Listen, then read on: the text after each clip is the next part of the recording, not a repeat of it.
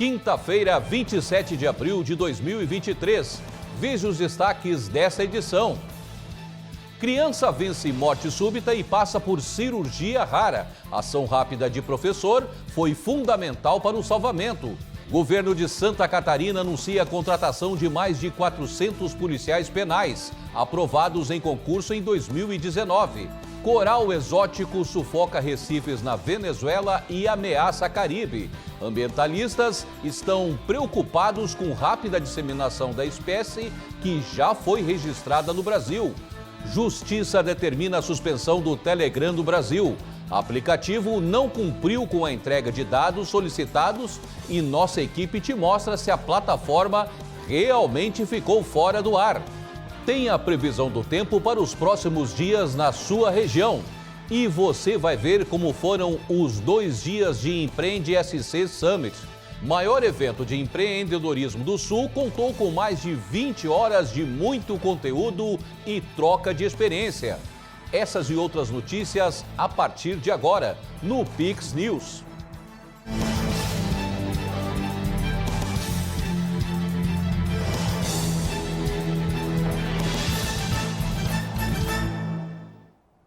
Olá, obrigado pela companhia. Agora são 20 horas e 5 minutos. Estamos ao vivo.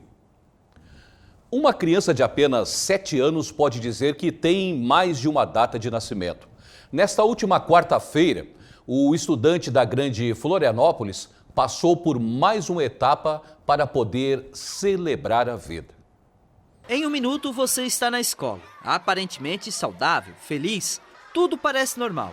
Até que em questão de pouco tempo, já não tem mais sinais de vida. Uma morte súbita, mas uma pessoa certa, no lugar certo, consegue lhe trazer a vida novamente, graças à execução correta da massagem cardíaca. Essa é a história rara de Israel Martins Lourenço, de 7 anos, morador de Palhoça, no litoral de Santa Catarina, que foi salvo no dia 14 de março pelo professor de Educação Física. Quando a gente chegou lá para ver, como é que ele estava, o que estava acontecendo, ele começou a ficar todo roxo, por dentro da boca, as mãos, o rosto todinho.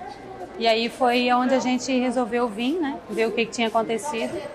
E aí chegou aqui e foi constatado que ele teve uma morte súbita. E aí, a princípio, daí foram ver o que aconteceu dessa morte súbita. E foi constatada uma doença chamada de QT longo. Tinha um professor de educação física passando naquele momento, que percebeu que ele tinha desmaiado, palpou os pulsos, ele não tinha pulso, ele começou a fazer massagem cardíaca, então era uma pessoa que estava na hora certa, no local certo e a pessoa certa, porque não é qualquer pessoa que sabe fazer massagem cardíaca. Em seguida veio um segurança, perguntou se ele tinha alguma maneira de ajudar, e aí ele fez uma respiração também boca a boca, e aí ele acordou. Após o acontecimento, Israel foi encaminhado ao Hospital Infantil Joana de Guzmão, em Florianópolis. No local foi passado o diagnóstico, síndrome do QT longo. É um problema complexo dentro do coração. Diagnosticado com exame de eletrocardiograma, o menino ficou 42 dias internado, passando por exames, até o dia da cirurgia rara, na última quarta-feira. A síndrome do QT longo é uma síndrome extremamente rara em crianças. Ela pode acontecer em adultos também. E ela é um problema no coração, que é um problema bem complexo, e que ele faz com que o diagnóstico seja feito pelo eletrocardiograma, que faz com que síndrome do QT longo, porque o intervalo QT, que é o intervalo que a gente vê no eletrocardiograma, ele fica alargado. E quanto mais alargado, pior as consequências. O procedimento ele é chamado implante de desfibrilador, que é um aparelho que serve para reverter algumas arritmias graves, do tipo que disparam o coração. Então, a gente tem pacientes que estão sob risco de arritmias que levam à parada cardíaca. E como se a gente precisasse dar um choque para resetar o coração e o paciente não evoluir com uma morte súbita. Então esse foi o tipo de dispositivo, de aparelho implantado. Israel passou pela cirurgia para a colocação de um cardiodesfibrilador implantável. O aparelho não padronizado pelo SUS foi adquirido pela Secretaria de Estado da Saúde, ao valor de R$90 mil. Foi a primeira vez em 30 anos de registros médicos em prontuários do Hospital Infantil Joana de Guzmão que essa doença foi diagnosticada em um paciente. Esse aparelho ele é colocado então nessa região lateral do tórax, tá? E nele é conectado esse fio, esse eletrodo, que vai passar por baixo da pele e aqui nessa região chamada de externo. Então o aparelho fica ao lado e o eletrodo vai ficar aqui. Tudo isso por baixo da pele, tá? E ele vai ficar monitorando o batimento do paciente. Se esse paciente fizer uma arritmia, esse aparelho ele detecta automaticamente essa arritmia e ele, nesse momento que o paciente faz uma arritmia grave, geralmente ele perde a consciência, ele desmaia, o aparelho detecta essa arritmia, ele carrega e dá um choque. Igual a gente vê em filme aquele choque que desfibrila o paciente, ele faz a mesma coisa, só que ele faz isso de uma maneira automática.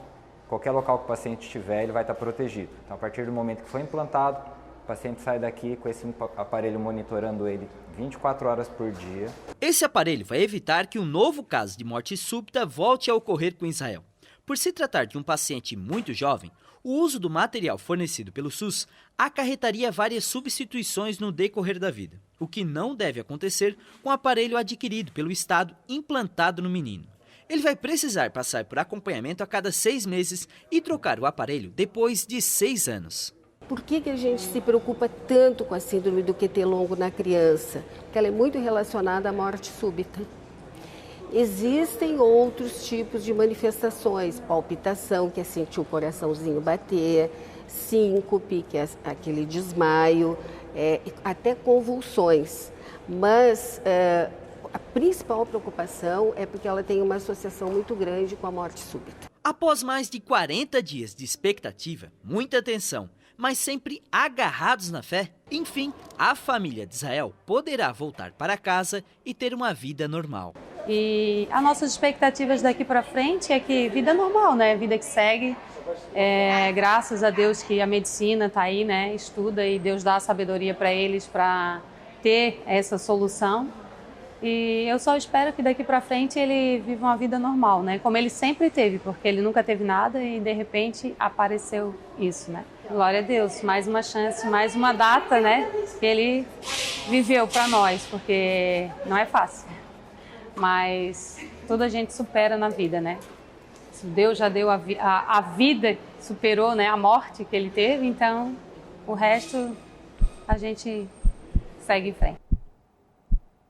No próximo mês, 465 novos policiais penais devem ser contratados pelo governo de Santa Catarina. A ação deve auxiliar no problema vivido no sistema penal catarinense. O anúncio será realizado no próximo dia 15 de maio, quando será publicado no Diário Oficial do Estado de Santa Catarina a nomeação dos 465 policiais penais. Os agentes já foram aprovados em concurso público realizado em 2019 e já passaram por todas as etapas de classificação e exames. Atendendo o bom desempenho do serviço prisional catarinense, para que esses profissionais, esses policiais penais, venham para a nossa secretaria somar no efetivo, contemplando todas as atividades de carceragem que o sistema necessita. Foi divulgado também pela Secretaria de Estado da Administração Prisional e Socioeducativa todas as fases e datas do processo até a posse dos candidatos, que deve iniciar no dia 26 de maio e terminar no dia 14 de junho. Dia 16 já tem a etapa da entrega dos exames de saúde. Os exames ele tem um prazo para se cumprir até pela legislação, pelo edital que prevê esses prazos. E já dia 17 em diante já tem as tratativas do nosso concurso de remoções interna também, que está alinhado com o chamamento dos policiais aí prontos, os 465 policiais. E dessa forma nós estamos fazendo já a escolha, a partir do dia 17, a escolha das vagas nas unidades em que demanda o incremento desses policiais em atividade policial prisional. As novas contratações devem desafogar o sistema penitenciário em Santa Catarina, principalmente na região norte do estado, Segundo o levantamento do Tribunal de Justiça catarinense, no início de 2022, 18 dos 53 estabelecimentos penais estavam interditados e não podiam mais receber internos, agravando a situação de superlotação em outras unidades do estado. Santa Catarina possui ao todo 19.420 vagas em penitenciárias, mas atualmente são quase 26 mil presos, número que representa um déficit de 4.500 vagas. Ele demanda do incremento desses novos policiais, até porque estamos abrindo já, dando um passe final na construção da penitenciária de São Bento do Sul, que já está com mais de 2 anos de atraso, aquela importante penitenciária para tirar o sufoco das unidades prisionais da região norte de Santa Catarina, e dessa forma os novos policiais estarão também dando um incremento para que nós possamos disponibilizar mais vagas de trabalho para os apenados, tornando um sistema mais justo e que torne menos oneroso ao contribuinte catarinense no seu aspecto de que o trabalho é uma forma de ressocialização dos nossos apenados. O governo também tem buscado parceria público-privadas para tentar amenizar a situação. Nós temos também um propósito de levar mais vagas de trabalho ao sistema, numa parceria público-privada com empresas e profissionais que querem participar do processo prisional catarinense, e dessa forma esse chamamento desses novos policiais irão contribuir para um sistema com um efetivo completo e que nós possa estar desempenhando as tratativas que o sistema demanda. E atenção para quem transita pela BR-282. A Polícia Rodoviária Federal migrou hoje o fluxo sentido interior do estado. Foi liberado o trânsito para o viaduto recém-construído. O objetivo é liberar as pistas antigas para a continuidade das obras do novo contorno viário da Grande Florianópolis, executadas pela concessionária Artérias. Na próxima semana, o fluxo no sentido oposto também deverá ser migrado para o novo viaduto. A PRF recomenda aos motoristas para que diminuam a velocidade ao passar pelo local e obedeçam à sinalização. E agora vamos falar de coleta seletiva. Uma frente parlamentar foi formada com o objetivo de debater com entidades do setor as propostas eficazes para implantar o sistema em todo o estado de Santa Catarina. Buscar o fortalecimento da cadeia produtiva da reciclagem e das cooperativas e associações de catadores, além de fazer com que os municípios catarinenses implantem a coleta seletiva de recicláveis, tanto de resíduos secos como também dos resíduos orgânicos. Esses são alguns dos objetivos da Frente Parlamentar da Reciclagem, lançada na Assembleia Legislativa do Estado. A gente teve a instalação, mas já abrimos para o debate, teve uma ampla participação, inclusive de várias regiões do estado de Santa Catarina, com cooperativas, associações, pessoas que trabalham com educação ambiental, representantes de municípios, também representantes empresariais do setor da reciclagem. Eu acredito que foi um grande sucesso esse lançamento, né, essa instalação, e que a gente tem aí a intenção de garantir que a gente tenha uma agenda pelo menos bimestral de funcionamento da Frente Parlamentar. Pessoas que trabalham com reciclagem de materiais e representantes de entidades ligadas aos catadores e catadoras participaram do lançamento da Frente Parlamentar. Eles falaram sobre as dificuldades enfrentadas e sobre as expectativas para o futuro. Para a nossa categoria está um pouco difícil, né? Falta muito incentivo ainda. Eu creio que com essa frente parlamentar, que os deputados puxaram e também com toda essa riqueza desse evento que teve hoje aqui na Assembleia, né, a gente consiga avançar, porque os municípios hoje está muito precária ainda as estruturas, está muito precária a política, né, que não é cumprida, né, a política nacional dos resíduos sólidos, a lei 12.305 ainda não se cumpre dentro dos municípios. Hoje as cooperativas e associações elas estão passando por dificuldades em termos de valores. Então teve uma baixa, né, isso é todo o setor da reciclagem, mas ainda buscamos, né, melhorias e acreditamos que terá dias melhores, né, e com essa frente parlamentar eu acredito que vai ter muitas mudanças, né, para todas as cooperativas e associações e todos os catadores que trabalham nessa área. e espero um salário digno para todas as cooperativas e associações e que todos sejam reconhecidos como categoria, que hoje somos categorias. E você vai ver a seguir, Porto de Imbituba recebe mais uma premiação, desta vez pela preservação de planta nativa. E o Telegram, será que realmente ficou fora do ar nesta quinta? Nossa equipe vai te mostrar. Tem a previsão do tempo para os próximos dias. Empreende SC Summit reúne mais de 1.000 participantes em 2 dias de evento.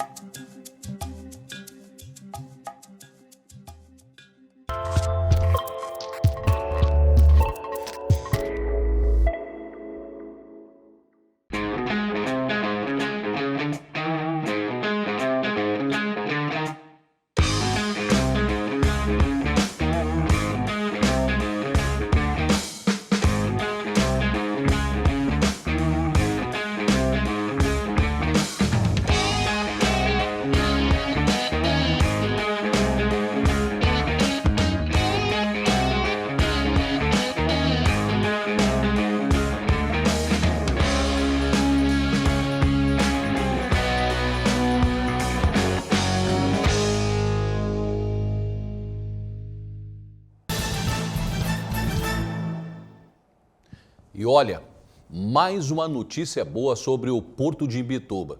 O terminal venceu o prêmio Portos e Navios de Responsabilidade Socioambiental.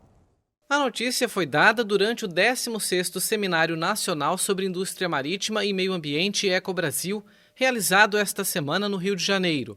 O prêmio reconheceu o projeto Costa Butiá, desenvolvido desde 2018 pela administração do Porto e realizado pela empresa Aquaplan. A iniciativa busca recuperar a sabedoria tradicional do modo fazer artesanato com a palha do butiazeiro e valorizar a espécie endêmica da região, incentivando práticas de conservação da planta ameaçada de extinção. Esta é a segunda vez que a gestão do Porto recebe o Prêmio Nacional. Em 2019, o projeto Mar de Letras foi o campeão. E nesta quinta, a Justiça Brasileira determinou a suspensão do aplicativo de mensagens Telegram em todo o território nacional. Segundo o governo, a empresa não entregou às autoridades dados solicitados sobre grupos neonazistas que estariam utilizando a plataforma. A Justiça Federal do Estado do Espírito Santo pediu a suspensão do aplicativo Telegram no Brasil. A ação foi tomada após a plataforma não cumprir determinação da Polícia Federal, que solicitou acesso a dados de integrantes de grupos neonazistas presentes no app. O ministro da Justiça comentou o caso logo que a decisão foi publicada neste dia 26.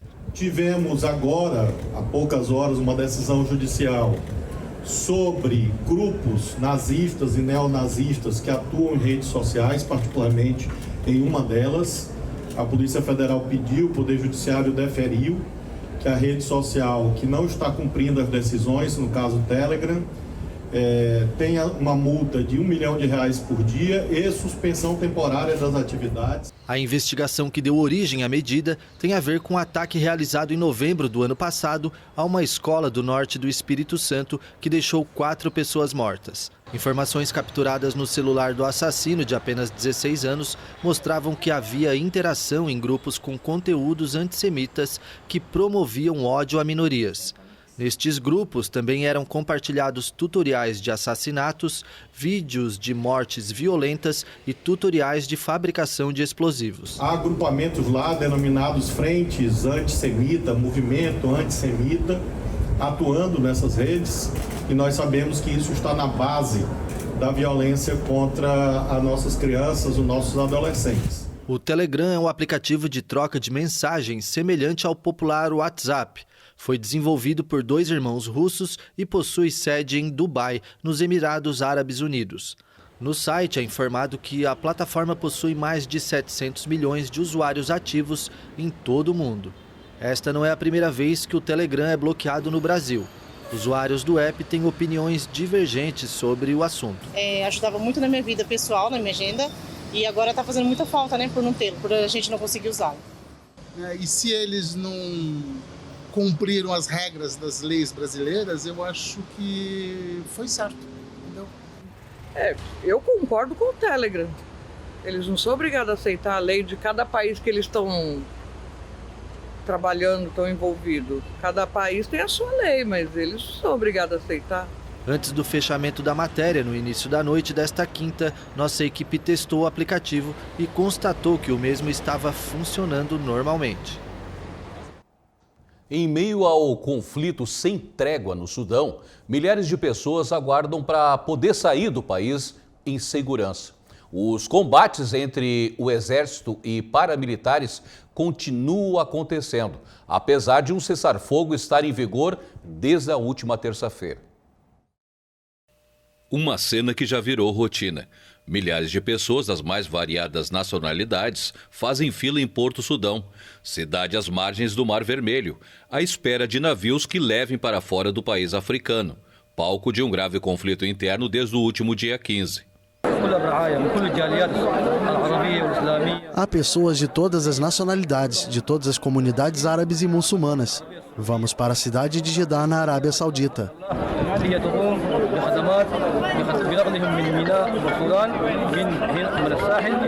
Nós vivemos em Khartoum. A situação está péssima, mas graças a Deus conseguimos fugir.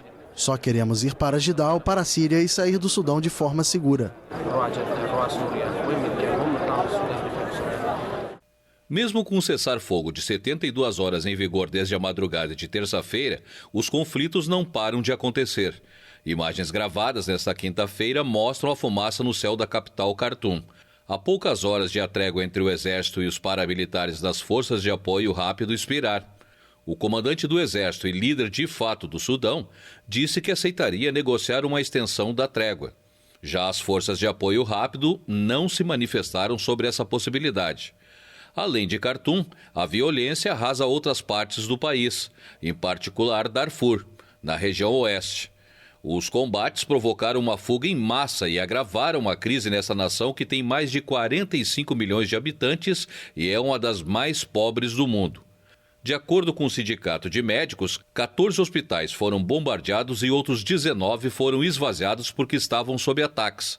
Em meio ao cenário de caos, centenas de detentos fugiram de 3 prisões, incluindo a penitenciária de segurança máxima de Kober, onde estavam presos ex-funcionários de alto escalão do regime deposto de Omar al-Bashir.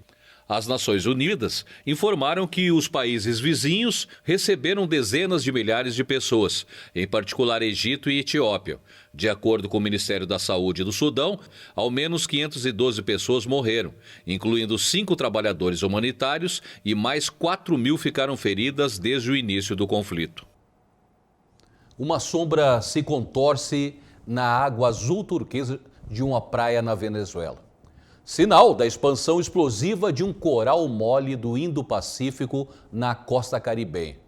Especialistas consideram o fenômeno como uma das mais mortíferas invasões marinhas do mundo. Nas águas azul turquesa das praias venezuelanas, um coral se espalha e pode causar uma catástrofe ecológica. O coral mole do Indo-Pacífico tem o nome científico de Eunomia stolonifera. O problema do Eunomia é que ele não permite que outras espécies habitem sua área. É um grande colonizador que literalmente sufoca os recifes e os faz desaparecer. Acredita-se que o coral tenha sido introduzido ilegalmente no Parque Nacional Motima, um grupo de ilhas paradisíaco que cobre mais de 94 mil hectares entre 2 estados. El coral fue introducido por un acuarista, un acuicultor, entre el año 2000 y 2005. O coral foi introduzido por um aquarista entre 2000 e 2005 para fins comerciais. Essa pessoa tinha o objetivo de colher os corais. Eles têm uso ornamental e são muito procurados para aquários. Acreditamos que para fins comerciais, essa pessoa introduziu a espécie em nossas águas na Baía de Conoma. Fugiu do controle porque ele não sabia a taxa de crescimento do coral. Devido à vistosidade, os corais moles têm valor para a decoração. Um pólipo com grande capacidade de se desenvolver em aquários pode ser vendido entre 80 e 120 dólares. O projeto Eunomia, uma iniciativa científica com financiamento privado, pesquisa corais há mais de uma década. Os especialistas afirmam que em 2007 era uma espécie desconhecida no Caribe e até no Atlântico, a ponto de ninguém saber do que se tratava. Com a ajuda da Universidade de Tel Aviv, em Israel, um relatório científico foi publicado em 2014. No estudo foi classificado pela primeira vez como um coral mole do tipo Xênia e a identificação foi confirmada em definitivo em 2021. O Eunomia apresenta uma particularidade atípica. O Eunomia tem uma característica atípica em nossa área, que é crescer muito rápido. Além disso, tem uma grande capacidade de adaptação e é isso que permite que a espécie não tenha competidores em nossas águas. Tenha competidores em nossas águas, em nossos espaços. Estima-se que o Eunomia tenha colonizado o equivalente a 300 estádios de futebol na costa da Venezuela. Descobertas mais recentes situam a espécie a cerca de 450 quilômetros de Motima, no Vale Seco, no estado de Aragua. O coral já chegou a outras regiões do noroeste do país, como a reserva de Quare, no estado de Falcón, muito perto das ilhas de Aruba e Curaçao. Segundo Mariano, trata-se de um caso inédito no mundo, porque embora existam espécies invasoras em todo o planeta, nunca uma invasão foi tão longe. Corais moles exóticos já foram documentados até em águas colombianas e brasileiras. No leste da Venezuela, as populações de peixes diminuem drasticamente devido à morte dos recifes. Principalmente a perda de nossos ecossistemas. As consequências são principalmente a perda dos nossos ecossistemas marinhos, consequentemente a perda da biodiversidade e também o declínio da pesca e do turismo. A pesca e a merma no turismo. Pescadores e operadoras de turismo preocupados com a disseminação de Eunomia stolonifera têm recorrido à remoção manual, mas a prática espalha fragmentos e dá vida a novas colônias. Entre outros mecanismos de combate, uma equipe de engenheiros desenvolveu uma máquina que aguarda autorização do governo venezuelano para ser testada. No entanto, a magnitude é tão grande que a erradicação total é impossível. O Instituto Venezuelano de Pesquisas Científicas e o Ministério do Ecossocialismo realizaram estudos, mas a burocracia e as constantes mudanças ministeriais dificultaram o trabalho. E Criciúma cedia o maior evento de empreendedorismo do Sul. Foram 2 dias de imersão com troca de experiência e muito conteúdo. Foram mais de 20 horas de muito conteúdo. Painéis, palestras e um bate-papo direto com os palestrantes. O Empreende SC Summit reuniu mais de 1.000 empreendedores dos mais variados setores para debater as tendências para quem quer se manter no mercado. No primeiro dia, grandes nomes do marketing digital passaram conhecimento e trouxeram cases de sucesso. A técnica é você usar a jornada do cliente como planejamento de conteúdo. A jornada do cliente é baseada em 5 etapas: descoberta, consideração, conversão experiência própria, experiência compartilhada. Ou seja, vai além do tal do funil. E o funil geralmente são essas 3 primeiras etapas. Eu estou falando de 5.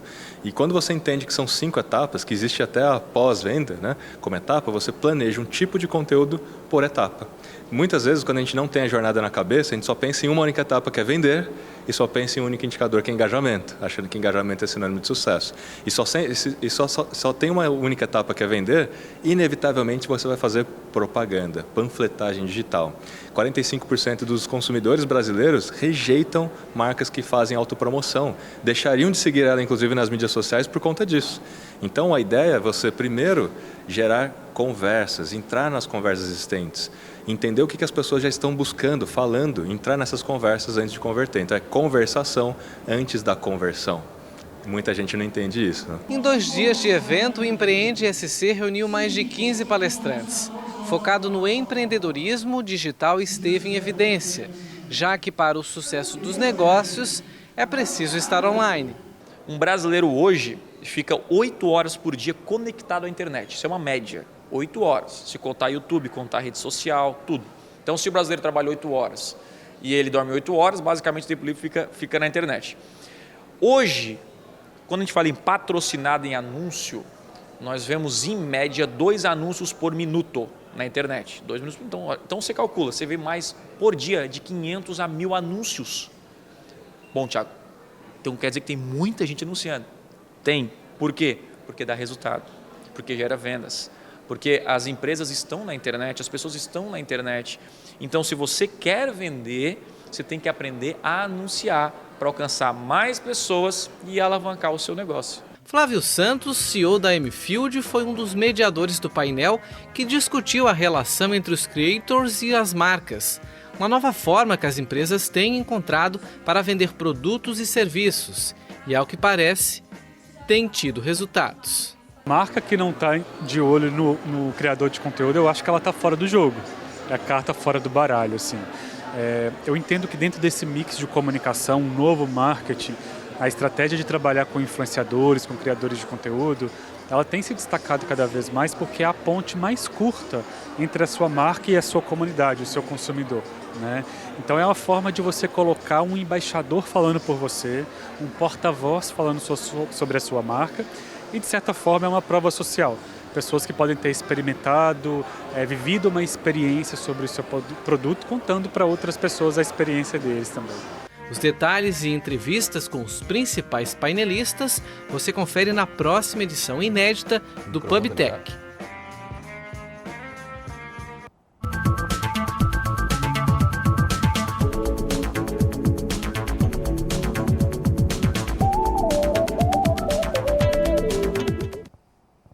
Chegou a hora de saber como o tempo vai se comportar nos próximos dias. Boa noite, Eduardo. Quais são as novidades? Teremos sol no fim de semana? Boa noite, Marcelo. Olá para você que nos acompanha na tela da Pix TV.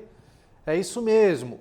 Hoje o sol brilhou em muitas regiões e a tendência para os próximos dias é essa: tempo aberto e dias bem aproveitáveis, principalmente na região sul do Brasil.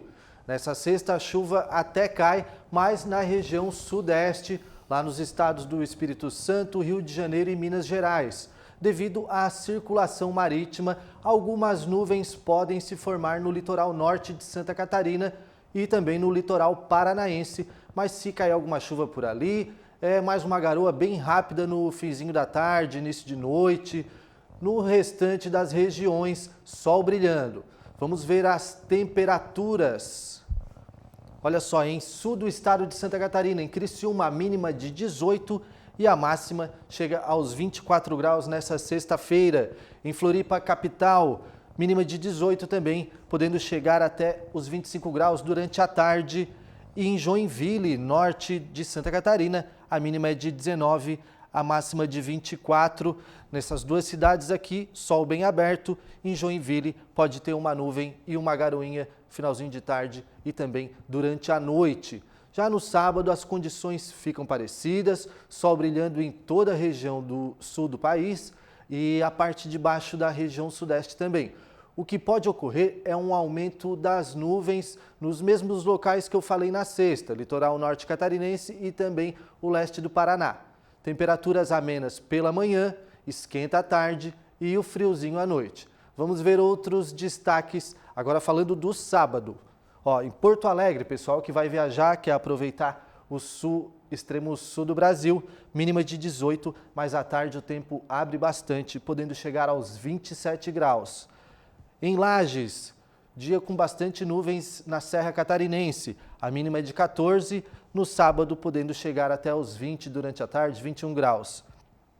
E no Vale, em Blumenau, também tem a formação de algumas nuvens, a mínima é de 20, a máxima 22, a temperatura não varia muito, até por causa dessas nuvens.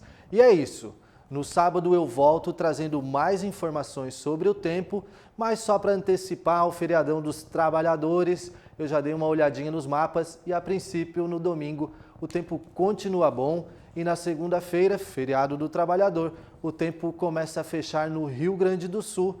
Isso porque uma frente fria vinda da Argentina pode chegar trazendo chuva e diminuindo as temperaturas. Mas a princípio, final de semana vai ser bem proveitoso. Estou até pensando em passar uma mão de tinta lá em casa, Marcelo, e quero saber se tu vai me ajudar. Estamos juntos, Eduardo. Aí, providenciar também, já nesse feriadão, aquele churrasquinho do Dia do Trabalhador também. E aí a mão de obra vai...